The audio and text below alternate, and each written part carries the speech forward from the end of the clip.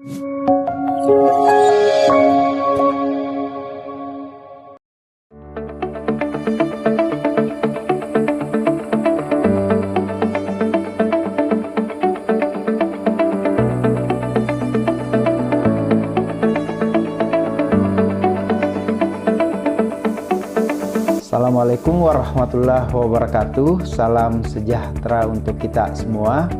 Perkenalkan, saya Minhajuddin SIP, MSOS, Sarjana Hubungan Internasional, Magister Hubungan Internasional. Saya merupakan dosen di Program Studi Sarjana Perdagangan Internasional, Fakultas Ekonomi, Bisnis dan Ilmu Sosial Universitas Asia Bandung. Selama 4 tahun sebagai dosen, saya aktif menjalankan Tridharma perguruan tinggi, yaitu pengajaran, pendidikan, dan pengabdian pada masyarakat. Saya memiliki Sintas skor selama 3 tahun terakhir sebesar 393.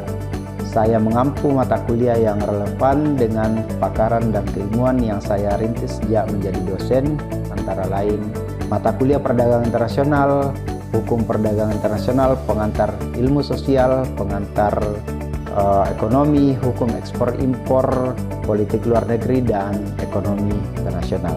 Pada kesempatan kali ini saya akan menjelaskan satu dari mata kuliah yang saya ampu, yaitu mata kuliah politik luar negeri. Mata kuliah ini memiliki bobot sebanyak 3 SKS dan merupakan mata kuliah wajib yang harus diambil oleh mahasiswa Prodi Perdagangan Internasional semester 3. Mata kuliah ini membahas tentang teori dan konsep dasar dari politik luar negeri.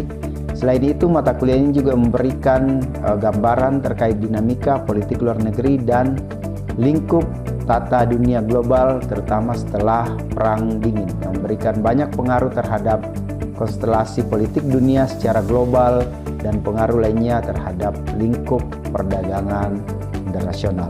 Capaian pembelajaran lulusan dalam mata kuliah ini selaras dengan nilai-nilai keislaman yang terkandung dalam PIMTS program studi, yaitu CPL 3, mampu memahami ilmu perdagangan internasional dengan wawasan ekonomi kreatif berdasarkan pendekatan perdagangan digital dan islami. CPL 5 yaitu mampu mengimplementasikan keterampilan komunikasi dan informasi ilmiah pada aktivitas perdagangan internasional baik dalam bahasa Indonesia maupun bahasa asing. CPL 8 yaitu mampu mengimplementasikan aktivitas kewirausahaan. Adapun capaian pembelajaran mata kuliah ada 4, yaitu CPMK 1, mahasiswa mampu menunjukkan sikap bertanggung jawab dalam menguasai konsep politik luar negeri. CPMK 2 yaitu mahasiswa mampu memetakan paradigma politik yang mempengaruhi idealisme dan kebijakan politik luar negeri sebuah negara. CPL 3 yaitu mahasiswa mampu menunjukkan kinerja mandiri, bermutu, dan terukur dalam menelaah konsep politik luar negeri. Serta CPMK 4 yaitu mahasiswa mampu menganalisis bagaimana idealisme dan kebijakan politik luar negeri Indonesia dari masa era kemerdekaan sampai masa saat ini. Penilaian hasil belajar dilakukan secara berkelanjutan melalui berbagai instrumen yang mengukur aspek pengetahuan, keterampilan, dan sikap. Bentuk penilaian meliputi keaktifan dalam diskusi, penugasan individu maupun kelompok, presentasi, analisis studi kasus, UTS, serta UAS. Dengan pendekatan penilaian yang beragam, saya dapat memperoleh gambaran yang lebih komprehensif mengenai capaian pembelajaran mahasiswa. Sistem penilaian dalam mata kuliah ini disusun berdasarkan proporsi nilai yang berlaku. 15% untuk aspek perilaku yang berupa diskusi kelas, 20% untuk tugas pertama berupa penyusunan artikel ilmiah, 20% untuk tugas kedua yaitu laporan kunjungan ke Museum Konferensi Asia Afrika untuk memahami salah satu bukti empiris keberhasilan politik luar negeri Indonesia era pasca kemerdekaan, 20% untuk ujian tengah semester, dan 25% untuk ujian akhir semester. Evaluasi dilakukan secara berimbang untuk menilai aspek pengetahuan, keterampilan, serta sikap mahasiswa selama proses pembelajaran berlangsung.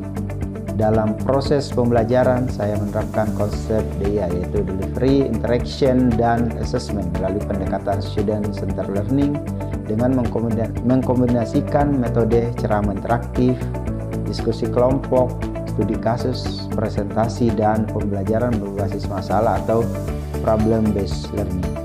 Pendekatan ini saya pilih agar mahasiswa tidak hanya memahami konsep secara teoritis, tetapi juga mampu menghubungkan dengan realitas politik internasional yang terus berkembang dan dinamis. Interaksi dengan mahasiswa menjadi salah satu aspek yang saya utamakan dalam proses pembelajaran. Saya berupaya menciptakan suasana kelas yang terbuka, partisipatif, dan kolaboratif sehingga mahasiswa merasa nyaman untuk menyampaikan pendapat, mengajukan pertanyaan, maupun memberikan argumentasi berdasarkan referensi ilmiah yang mereka baca. Dalam diskusi, saya berperan sebagai fasilitator yang membimbing mahasiswa agar mampu membangun cara berpikir yang kritis, sistematis, dan berbasis bukti. Untuk mendukung proses pembelajaran, saya memanfaatkan berbagai media teknologi pembelajaran seperti presentatif interaktif, video pembelajaran, berita internasional terkini, jurnal ilmiah, serta video YouTube sebagai sarana penyampaian materi, pengumpulan tugas, komunikasi akademik di luar kelas. Pemanfaatan teknologi ini diharapkan dapat meningkatkan fleksibilitas belajar sekaligus mendorong mahasiswa menjadi pembelajar yang mandiri. Melalui pembelajaran yang interaktif, kontekstual, dan orientasi pada pengembangan kemampuan berpikir kritis, saya berharap mahasiswa tidak hanya menguasai konsep-konsep politik luar negeri, tapi juga memiliki kemampuan analitis, komunikasi, dan kolaboratif, serta kepekaan terhadap dinamika hubungan internasional yang akan menjadi bekal dalam dunia kerja maupun pengembangan akademik di masa mendatang. Selanjutnya saya akan mendemonstrasikan salah satu proses pembelajaran pada mata kuliah politik luar negeri yang menunjukkan implementasi strategi pembelajaran, interaksi dengan mahasiswa, serta proses penilaian yang akan saya lakukan di dalam kelas. Demikian, Assalamualaikum warahmatullahi wabarakatuh. Teman-teman sekalian, bismillah, Assalamualaikum warahmatullahi wabarakatuh. Selamat pagi dan salam sejahtera untuk kita semua. Teman-teman sekalian, hari ini kita akan melanjutkan perkuliahan di politik luar negeri untuk pertemuan kedua gitu ya. Tapi sebelum kemudian kita masuk dalam materi hari ini, teman-teman sekalian silahkan berdoa sesuai dengan agama dan kepercayaan masing-masing. Doa selesai.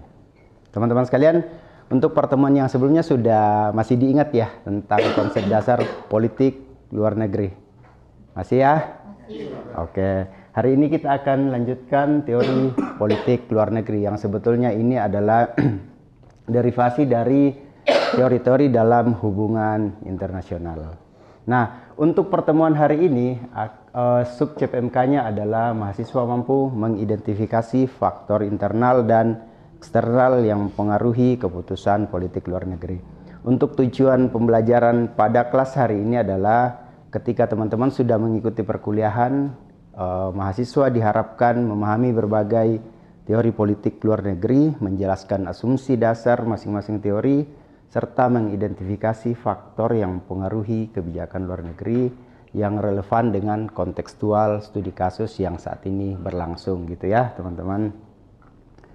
Nah, untuk bahan atau untuk buku rujukan utama yang saya gunakan hari ini adalah dari Pak Dr. Asep Setiawan, salah satu doktor di Universitas Muhammadiyah Yogyakarta, studi hubungan internasional, dengan judul Teori-teori Politik Luar Negeri yang dicetak atau diterbitkan di bulan September 2025.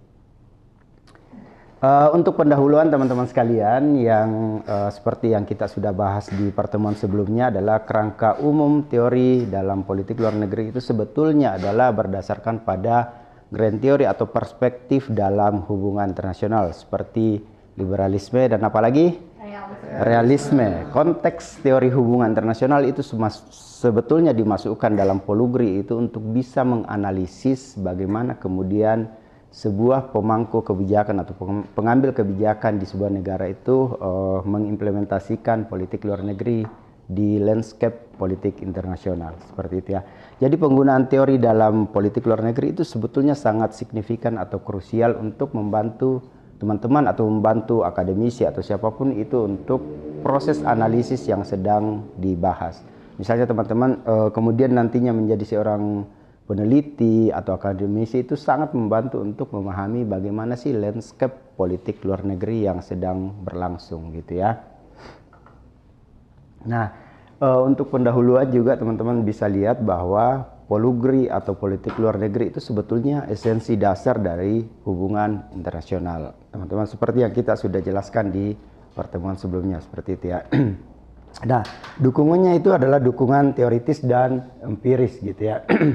Fokus kajiannya itu sebetulnya adalah interaksi antar state, karena memang secara anatominya bahwa hubungan antar negara itu sebetulnya awalnya adalah antar state atau antar negara. Setelah itu berkembang kemudian masuklah aktor non state seperti apa? Individu, apalagi organisasi internasional, apalagi kelompok kepentingan, apalagi dan seterusnya. Tapi secara umum fundamentalnya itu adalah sebetulnya aktornya adalah aktor state atau negara gitu ya. Jadi terus kemudian kita lanjut, epistemologi politik luar negeri itu adalah sebetulnya bagaimana kemudian kita memahami, mengetahui tindakan luar negeri suatu negara seperti itu ya. Epistemologi polugri itu menjelaskan apa? Menjelaskan dari mana pengetahuan kita tentang polugri. Terus kemudian bagaimana pengetahuan itu dibangun, apakah melalui teori, apakah melalui ideologi atau pengalaman empiris.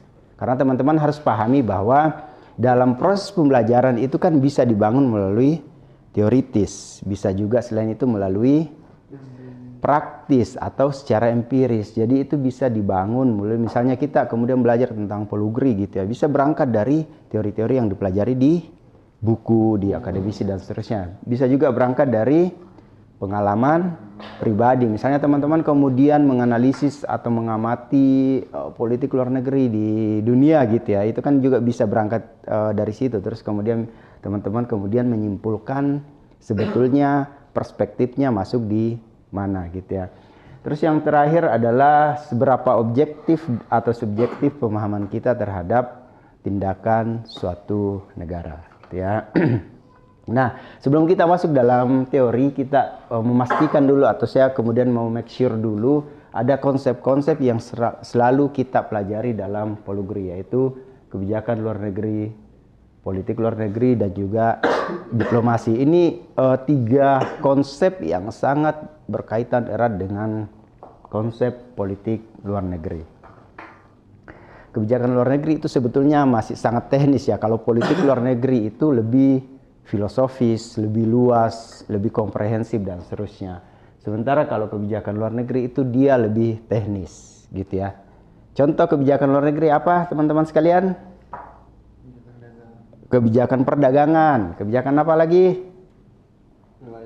Kebijakan politik, kebijakan ekonomi, kebijakan sosial dan seterusnya. Itu kan lebih teknis gitu ya. Sementara kalau politik luar negeri itu lebih komprehensif, lebih filosofis. Teman-teman masih ingat pertemuan pertama polugri Indonesia apa? Menganut bebas aktif. Itu kan masih sangat abstrak ya, tidak bisa diterjemahkan secara konkret. Makanya kemudian kita butuh kebijakan luar negeri.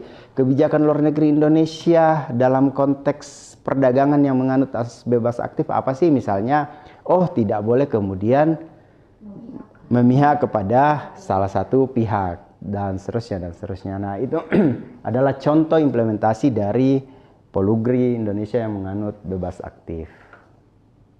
Terus kemudian polugri yang akan kita bahas hari ini ya, sebetulnya itu lebih sering digunakan secara bergantian dalam beberapa artikel, tapi sebetulnya itu punya punya hal yang sangat berbeda dengan kebijakan luar negeri seperti itu. Yang saya sampaikan tadi bahwa kalau kebijakan luar negeri itu sifatnya operasional, sifatnya teknis gitu ya.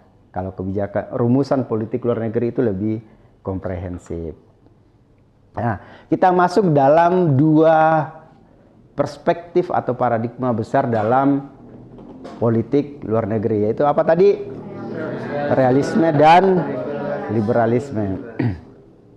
Nah, masuk dalam realisme. Teman-teman masih ada yang ingat gak pertemuan sebelumnya apa yang teman-teman pahami tentang realisme? Ada yang mau bantu? Oke. Yang saya pahami dari realisme dari pertemuan sebelumnya itu, realisme menganggap bahwa semua negara lain adalah ancaman bagi negaranya. Nah, dari situlah makanya memang makanya dari situlah negara memang menganggap tuh kalau misalnya negara itu ada ancaman gitu, makanya dia tuh pengen lebih berdiri sendiri lah. Seperti itu Pak, mungkin yang saya paham. Oke, good. Ada lagi yang mau dinambahkan? Oke. Jadi realisme itu sebetulnya adalah perspektif awal dalam studi hubungan internasional. Bagaimana kemudian setiap aktor dalam hal ini state itu selalu menganggap bahwa orang lain atau state yang lain itu adalah threat atau ancaman gitu ya. Kenapa kemudian seperti itu? Memang tidak bisa dihindari dari konteks sosiohistorisnya pada saat itu adalah Perang Dunia Pertama. Jadi Perang Dunia Pertama itu kemudian memberikan gambaran bagaimana perspektif realisme itu berkembang. Karena setiap negara itu merasa terancam dengan negara lain gitu ya. Kalau dalam konteks teman-teman itu biasanya kan ada beberapa individu yang kemudian menganggap orang lain sebagai ancaman gitu ya. Menganggap sebagai saingan gitu ya. Menganggap sebagai apa lagi? Dan seterusnya. Yaitu orang-orang yang menggunakan atau yang kemudian memahami hal seperti itu biasanya kita anggap sebagai orang-orang perspektifnya realisme gitu, tidak mau bekerja sama dan tidak membantu temannya dan seterusnya. Itu sebetulnya dalam konteks teman-teman itu bisa dipandang sebagai perspektif realisme.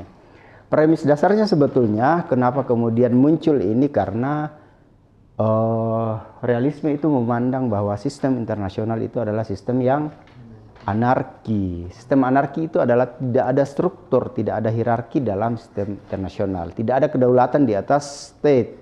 Jadi mereka menganggap bahwa saya adalah negara yang berdaulat di atas diri saya. Jadi tidak ada yang boleh mengatur saya seperti itu. Terus kemudian negara berfungsi sebagai aktor utama dalam perspektif state. Jadi kalau misalnya individu, organisasi, kelompok kepentingan itu biasanya tidak dianggap sebagai aktor yang penting dalam perspektif realisme seperti itu ya. Nah, ini asumsi dasar dari realisme gitu ya. Negara berada dalam dunia anarki yang seperti saya jelaskan tadi bahwa dia memandang bahwa otoritas tertinggi itu adalah negaranya, tidak ada lagi otoritas tertinggi di atas negara atau kedaulatannya. Terus yang selanjutnya adalah realisme memandang bahwa hubungan internasional itu sebetulnya konfliktual, persaingan, perlombaan dan seterusnya. Karena yang seperti yang saya sebutkan tadi bahwa memang konteks sosiohistorisnya bahwa sementara dalam keadaan perang. Teman-teman kalau misalnya dalam kondisi perang kan selalu merasa bahwa orang di luar saya atau orang lain itu adalah ancaman dan seterusnya. Jadi dia selalu memandang state atau negara dalam perspektif realisme itu selalu memandang bahwa dunia yang sedang kita jalani itu adalah dunia yang konfliktual. Jadi kita harus bersaing. Kalau misalnya tidak ada yang bisa menyelamatkan diri teman-teman selain state atau negara sendiri gitu ya. Terus kemudian struktur internasional itu sebetulnya ditentukan oleh kapital material. Apa itu? Bahwa pendapatan per kapita, apalagi anggaran militer, apalagi jumlah alutsista dan seterusnya itu sebetulnya mempengaruhi perilaku negara. Dalam hal ini biasanya kita sebut apa? Adalah kepentingan nasional. Jadi dalam perspektif realisme itu poin penting itu adalah kepentingan nasional. Apa sih yang akan dikejar oleh negara dalam interaksi dengan negara lain? Kepentingan nasional. Misalnya Indonesia kemudian mengadakan hubungan dengan Cina misalnya. Apa yang dikejar? Kepentingan nasional. Bentuknya apa? Macam-macam. Ada kepentingan ekonomi, kepentingan sosial, kepentingan politik dan seterusnya. Tapi dalam perspektif realisme itu salah satu konsep yang paling urgent atau krusial itu adalah kepentingan nasional. Nah, seperti ini gambarannya ya, aspek dan pandangan realisme. Sistem internasional itu dia menganggap bahwa sistem internasional itu adalah anarkis, tidak ada lagi otoritas tertinggi di atas state. Aktor utamanya itu negara. Jadi teman-teman itu dalam perspektif realisme itu tidak dianggap. Makanya kemudian teman-teman bisa melihat bagaimana kemudian negara memperlakukan warganya jika dia memandang atau menganut perspektif realisme. Suara-suara dari rakyat, netizen dan seterusnya itu diabaikan. Ada negara yang masih seperti itu saat ini? Ada. Salah satunya adalah Korea Utara. Jadi state itu atau negara itu punya otoritas tertinggi di atas semuanya. Tidak ada musyawarah mufakat, tidak ada demokrasi dan seterusnya. Semua keputusan itu ada di tangan state atau negara.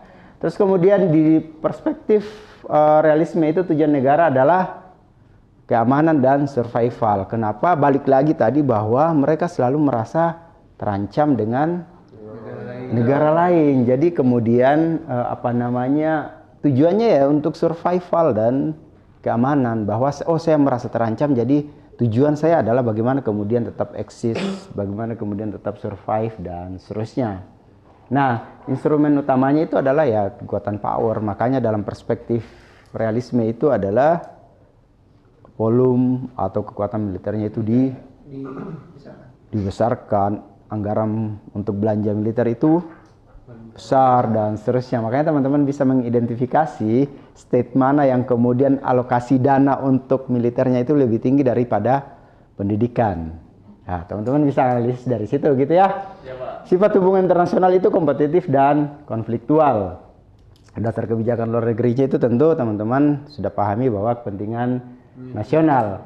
Konsepnya itu, konsep interaksinya itu sebetulnya adalah transaksional. Artinya bahwa saya berhubungan dengan negara lain, apa yang akan saya dapat? Atau dalam hal teman-teman kemudian ya, imam misalnya berhubungan dengan Wildan, selalu berpandangan bahwa ketika saya berteman dengan Wildan, apa yang akan Wildan kasih ke saya? Oke. Jadi konsep interaksinya itu apa? Rislan adalah transaksional gitu ya. Ya, feedbacknya apa? Misalnya saya kemudian berhubungan baik dengan Rislan, misalnya saya selalu berpikir bahwa apa sih yang akan Rislan berikan ke saya? Apa yang akan saya dapatkan gitu ya. Konsep dasarnya seperti itu kalau dalam perspektif realisme. Oke, sampai di sini ada yang mau nanya tentang perspektif realisme? Silakan Ilham. Pak, saya mau tanya mengenai sekarang kan mungkin udah banyak yang lebih ke liberal ya Pak dibanding pada zaman perang, seperti mulai adanya organisasi seperti PBB, WTO, UNESCO dan yang lainnya. Akan tetapi Pak, pada dasarnya kan negara ini pasti lebih mementingkan kepentingan pribadi negara sendiri dibanding negara lain. Apakah itu tidak kontradiktif dan malah yang seharusnya dari liberal menjadi realisme Pak? Oke, good. Ada yang mau ngasih respons sebelum saya kasih kesimpulan? Oke, silakan Nasyata. Sebenarnya itu tidak kontradiktif karena memang tujuan dari setiap negara itu menjalin hubungan itu adalah untuk mencapai kepentingan nasional masing-masing. Cuman bedanya di sini itu adalah ketika konsep liberalisme itu kan dia lebih mengutamakan kerjasama dengan negara lain ketika ingin mencapai tujuan nasionalnya. Tetapi ketika konsep realisme itu dia lebih kayak menekankan persaingan. Jadi kalau misalnya liberalisme itu lebih ke kerjasama, realisme itu lebih ke persaingan, tetapi tetap sama, tetap mementingkan atau tetap melihat apa sih tujuan utama yang akan kita capai dari kesepakatan tersebut. Oke, good Nasyata. Jadi titik pembedanya itu sebetulnya adalah bagaimana prosesnya gitu ya. Dalam interaksi itu memang tujuan utama apapun perspektifnya itu pasti adalah kepentingan nasional. Tapi bagaimana kemudian caranya untuk achieve atau mencapai kepentingan nasional itu? Kalau dalam perspektif realisme memang sangat menekankan persaingan, kompetitif dan seterusnya. Sementara kalau liberalisme itu dia menganggap atau dia menyadari bahwa bisa kok kita sampai di tujuan ini dengan sama-sama, kerjasama, apalagi dan seterusnya gitu ya. Tidak harus kemudian saya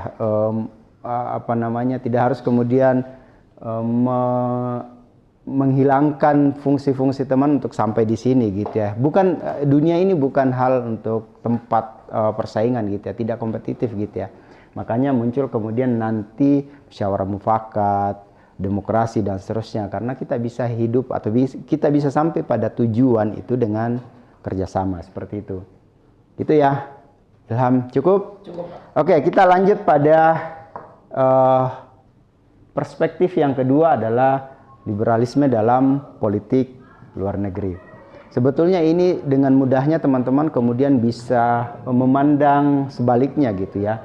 Jadi liberalisme dan realisme itu selalu dianggap sebagai perspektif yang piece-a-piece, selalu hadap-hadapan gitu ya. Kalau misalnya tadi kita jelaskan bahwa realisme itu adalah perspektif yang memandang dunia ini penuh konfliktual, kalau liberalisme itu memandang sebaliknya bahwa dunia ini aman kok, dunia ini damai kok, kita bisa kemudian sama-sama untuk mencapai tujuan. Jadi liberalisme itu sebagai sebuah aliran pemikiran dalam HI, dalam hubungan internasional itu sebetulnya menawarkan alternatif yang berbeda dengan paradigma realisme seperti itu ya. Jadi teman-teman kemudian kalau belajar secara sosiohistorisnya tentang perang dunia, terus kemudian terbentuknya PBB dan seterusnya, itu adalah perdebatan antara realisme dan liberalisme. Ketika terjadi perang, perspektif realisme itu dianggap menang atau di atas liberalisme. Tapi kemudian setelah selesai perang kan ada kesepakatan mufakat untuk membentuk organisasi internasional, yaitu organisasi internasional adalah PBB gitu ya, Persatuan Bangsa-Bangsa seperti itu. Nah, setelah terbentuknya PBB itu dianggap sebagai kemenangan liberalisme, selalu seperti itu. Jadi sebetulnya belajar tentang politik internasional itu adalah belajar tentang bagaimana landscape politik internasional itu repetitif gitu ya. Perang, damai, perang, damai, perang, damai dan seterusnya. Jadi mungkin saat ini lebih variabelnya lebih banyak. Tapi kemudian konsep dasarnya itu pasti seperti itu gitu ya. Dalam politik internasional itu pasti ada masa perang, ada damai dan seterusnya. Nah, ketika terjadi perang itu biasanya kita menggunakan perspektif realisme. Ketika terjadi damai, musyawarah dan seterusnya itu biasanya kita menggunakan perspektif liberalisme. Nah, asumsi dasar dari perspektif liberalisme itu misalnya sifat manusianya itu dia pandangannya itu lebih rasional gitu ya. Dia selalu memandang bahwa teman saya bisa kok, saya kok bisa berteman dengan Wildan, apa yang harus saya berikan ke dia. Terus kemudian bagaimana saya dengan dia untuk sampai pada satu tujuan, sebetulnya seperti itu ya. Dia lebih sifatnya itu lebih kerjasama seperti itu ya, lebih optimis pada kebaikan pihak lain gitu ya.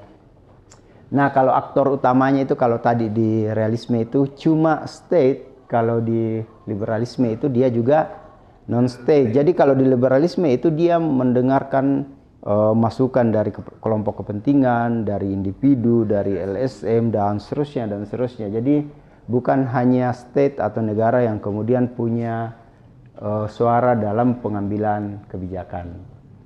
Sistem internasional yang ada dalam perspektif liberalisme itu dapat diatur melalui institusi dan norma. Makanya kemudian muncul berbagai macam organisasi internasional, baik yang bentuknya bilateral, regional, dan multilateral. Seperti misalnya PBB. Atau dalam konteks perdagangan internasional seperti WTO. Nah, fokus utama dalam pandangan liberalisme itu adalah kerjasama, institusi, dan interdependensi. Tujuannya itu selain kepentingan nasional adalah perdamaian gitu ya. Konsep keuntungannya tadi kalau misalnya yang perspektif realisme itu dia transaksional, kalau yang liberalisme itu dia absolute gains. Itu apa, Imam? Pencapaian yang jelas. Ya, pencapaian jelas atau seperti itu ya. Oke, kalau sudah tidak ada pertanyaan, saya akhiri kelas hari ini dengan ucapan nasrun minallah fathun qarib wa basyiril mu'minin. Assalamualaikum warahmatullahi wabarakatuh. Waalaikumsalam.